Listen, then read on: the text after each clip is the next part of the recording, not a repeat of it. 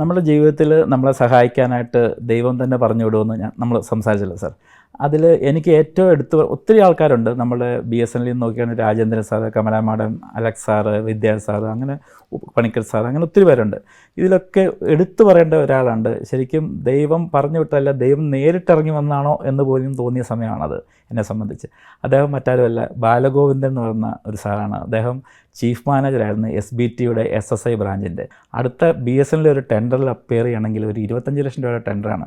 ഒരു 10-14 ലക്ഷം രൂപ നമ്മുടെ കയ്യിലുണ്ടെങ്കിൽ നമുക്ക് സാധനം എടുത്ത് കൊടുക്കാൻ പറ്റുള്ളൂ.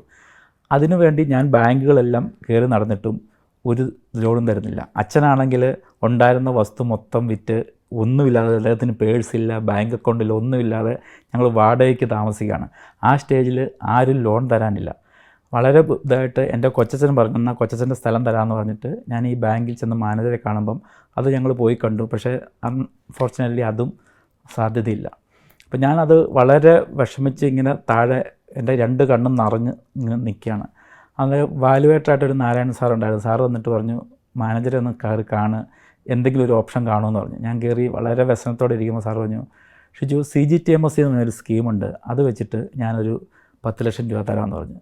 ശരിക്കും എനിക്കന്നേരം ഞാൻ മുമ്പേ പറഞ്ഞ പോലെ ദൈവം നേരിട്ടിറങ്ങി വന്ന് എൻ്റെ ഫ്രണ്ടിലിരിക്കുകയാണെന്നാണ് എനിക്ക് തോന്നിയത്.